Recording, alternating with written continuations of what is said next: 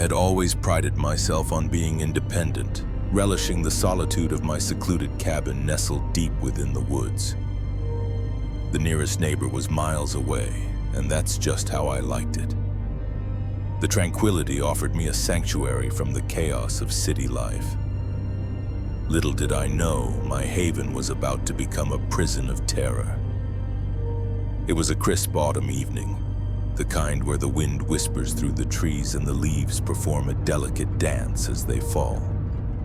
I had settled into my favorite armchair, a cup of steaming tea in hand, the soft glow of the fireplace casting flickering shadows across the room. The silence was comforting, a gentle reminder of the peace I had sought. As the clock struck midnight, a sudden knock echoed through the cabin, shattering the stillness. My heart skipped a beat. Who could possibly be at my door at this hour? I hesitated, the seconds stretching into an eternity. Another knock, more insistent this time, propelled me to my feet. I approached the door cautiously, peering through the peephole. A man stood on my porch, his clothes disheveled, hair matted with sweat. He looked frantic, eyes darting nervously as if expecting someone to emerge from the shadows. Against my better judgment, I opened the door a crack. "Please," he gasped. "I need help. My car broke down a few miles back and my phone is dead. Can I use yours to call for assistance?" Every horror story I had ever heard flashed through my mind. Inviting a stranger into my isolated cabin seemed like the epitome of foolishness. Yet his desperation appeared genuine, and the humane thing to do was to offer assistance. I nodded, opening the door wider. "Thank you," he breathed, stepping inside. He introduced himself as Mark, a traveling salesman on his way to the next town. I handed him my phone and he stepped aside to make his call. Minutes ticked by, and Mark returned, a look of frustration etched on his face. "No signal," he muttered, handing the phone back. "I hate to impose, but could I stay here until morning? I can head out at first light to get help." The idea of sharing my space with a stranger unsettled me, but I couldn't in good conscience send him back into the cold night. I agreed, offering him the couch. He thanked me profusely and we settled into an uneasy silence. As the hours passed, I found sleep elusive. Every creak of the cabin seemed amplified, every rustle of the wind a potential threat. I chided myself for being paranoid. Mark was just a traveler in need and I was offering him shelter. Yet, a nagging feeling gnawed at me, refusing to be dismissed. Around 3 a.m. I heard it. A faint click like the sound of a door latch. My pulse quickened. I sat up, straining to hear. Footsteps, soft and deliberate, approached my bedroom door. I held my breath, the weight of dread pressing down on me. The door creaked open and Mark stood silhouetted in the doorway, a glint of something metallic in his hand. My mind raced, panic surging through me. I reached for the lamp on my bedside table, ready to defend myself. "Couldn't sleep," he said softly, his voice devoid of the earlier desperation. "Thought we could chat." I tightened my grip on the lamp, my knuckles white. "It's late," I replied, trying to keep my voice steady. "We can talk in the morning." He took a step closer, the object in his hand now visible, a hunting knife. My heart pounded in my chest, each beat echoing like a drum. "I insist," he said, a sinister smile creeping across his face. Without thinking, I swung the lamp, the ceramic base connecting with his temple. He staggered back, the knife clattering to the floor. I seized the opportunity, bolting from the bed and racing towards the front door. Behind me, I heard him recover, his footsteps pounding against the wooden floor. I fumbled with the lock, my hands trembling. Just as I yanked the door open, a hand grabbed my shoulder, pulling me back. I twisted violently, breaking free from his grasp, and stumbled onto the porch. The cold air slapped my face, jolting me into full alertness. Behind me, Mark lunged again. I barely managed to dodge, my bare feet slipping on the damp wooden planks. Instinct kicked in.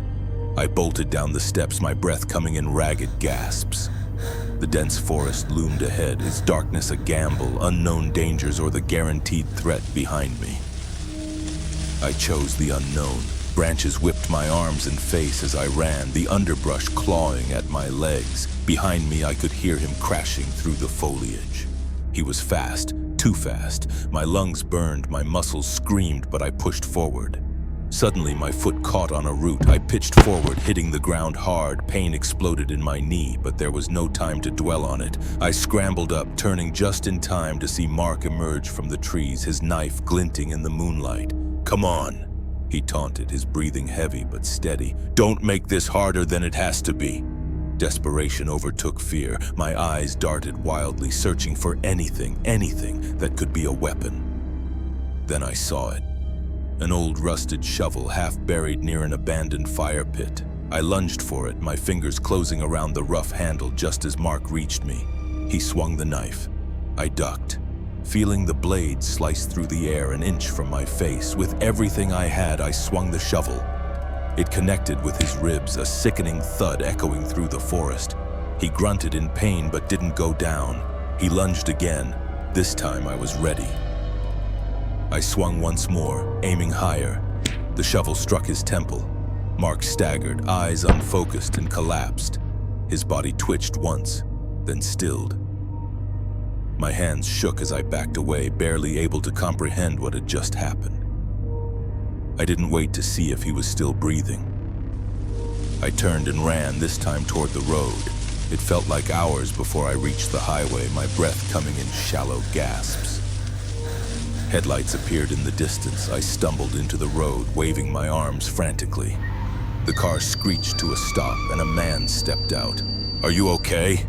he asked, concern in his voice. I could barely form the words. "Someone tried to kill me." The police arrived within minutes. I led them back to the woods, expecting to find Mark's unconscious or lifeless body. But when we arrived, the clearing was empty. Only the rusted shovel, now stained with blood, remained.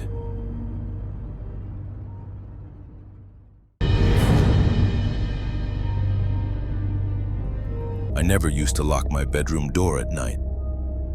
I lived alone, in a quiet neighborhood where nothing ever happened. The kind of place where the biggest crime was a teenager stealing beer from a gas station. So when I woke up that night to the sound of my front door clicking shut, I thought I was dreaming. But then I heard footsteps, not the casual, familiar sound of my own steps on hardwood, but something slow, careful, testing the weight of each step as if trying not to be heard. A cold wave of adrenaline slammed through me. My brain struggled to make sense of it. The wind? A dream? But the steady pressure of my own pulse in my ears told me otherwise. Someone was in my house. I stayed frozen for a second, listening. The footsteps moved past the living room toward the hallway, toward me. I reached for my phone on the nightstand. My fingers trembled as I unlocked it and started dialing 911. But before I could press call, the floor creaked just outside my door. I clamped a hand over my mouth. The knob rattled. I scrambled off the bed, heart slamming against my ribs. The door wasn't locked. Why hadn't I locked it? The handle turned, and I did the only thing I could think of. I threw my entire body against the door, slamming it shut just as it began to open. The impact sent me sprawling backward.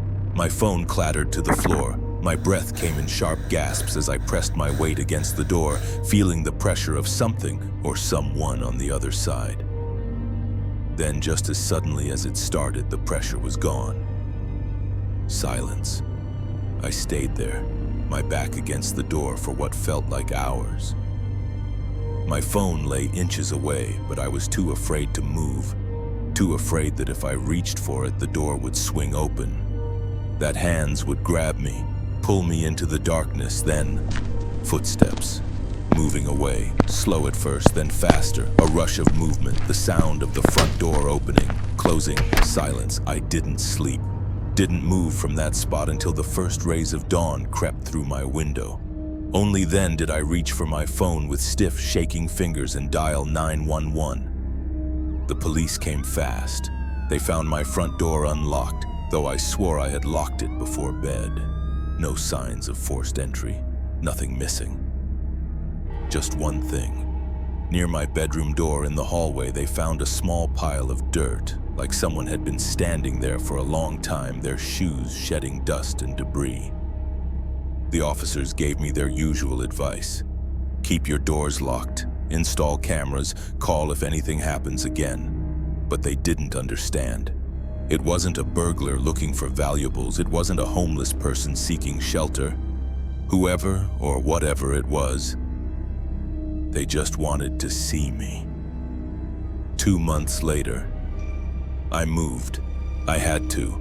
I found an apartment across town with double deadbolts and no easy access points. The nightmares didn't stop, but at least I could pretend I was safer. And then one evening it happened again. I was sitting on my couch, finally starting to relax, when I heard it. The softest, faintest sound. Scratching. Not from the front door, from the back. My stomach twisted into knots as I approached, the memories from that night crashing down on me. But I had to know. I had to see. With a deep breath, I yanked open the door, and a small, scruffy cat bolted inside. I stared at it, heart hammering. It was filthy, eyes wide with fear, ribs poking through its fur. It looked like it had been outside for weeks. I let out a shaky laugh. Guess we're both looking for shelter, I murmured, crouching down as it hesitantly approached. It pressed its small, thin body against my leg, purring softly. As I shut the door, locking it tight, I told myself it was over. That the scratching at my door had just been this cat all along. But then, in the reflection of the glass, I saw it. Faint footprints, dirt and dust, leading away from my back porch and just beyond the reach of the streetlight. A shadow, watching.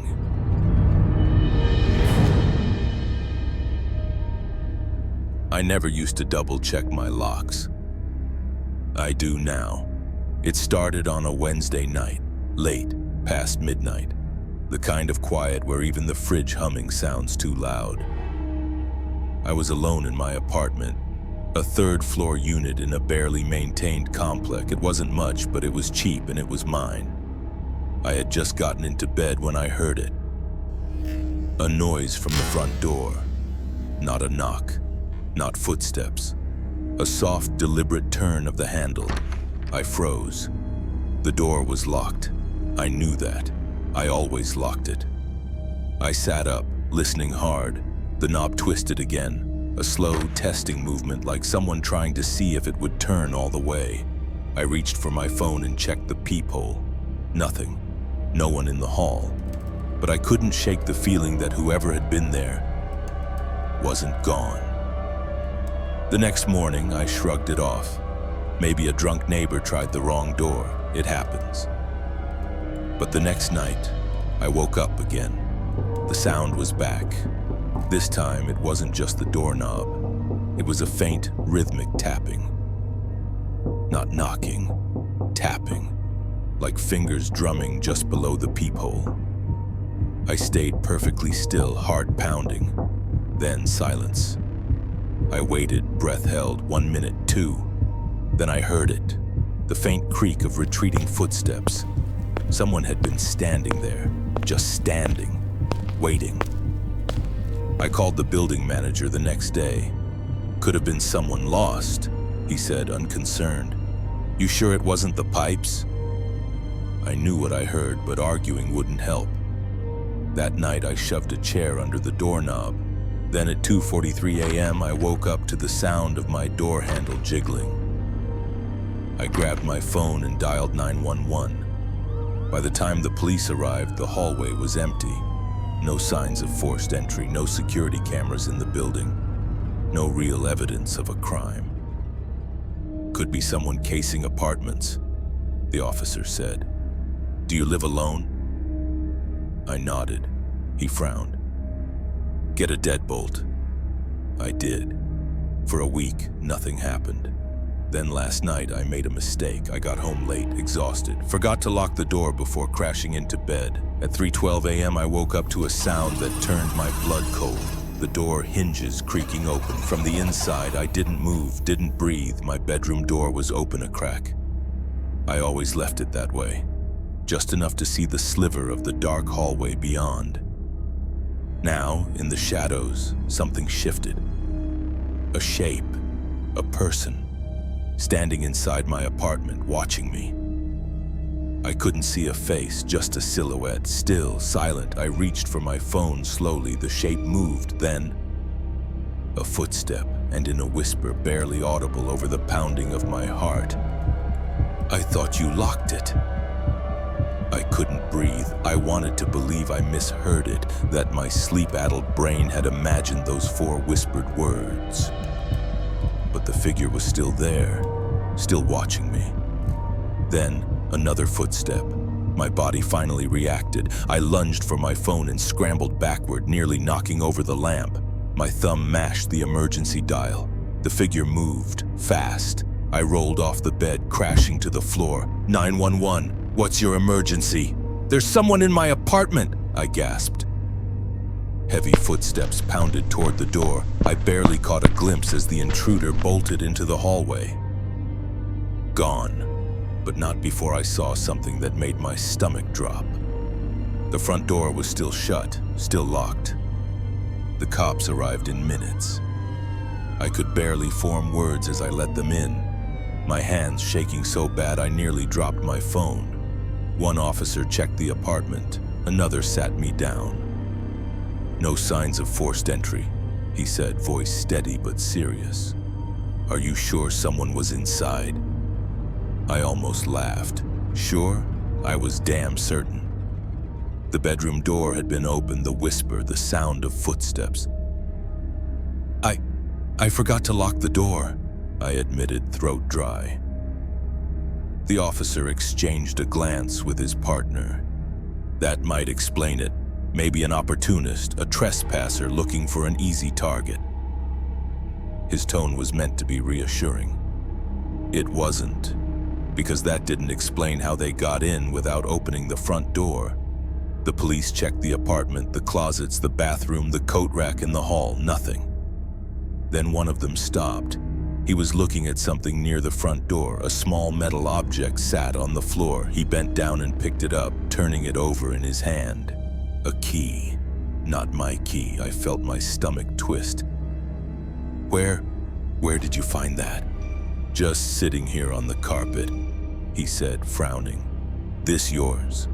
I shook my head. It was identical to mine. Same size, same shape, same building logo.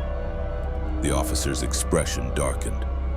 "Looks like someone had access." I changed my locks that morning. Not just the deadbolt, all of them.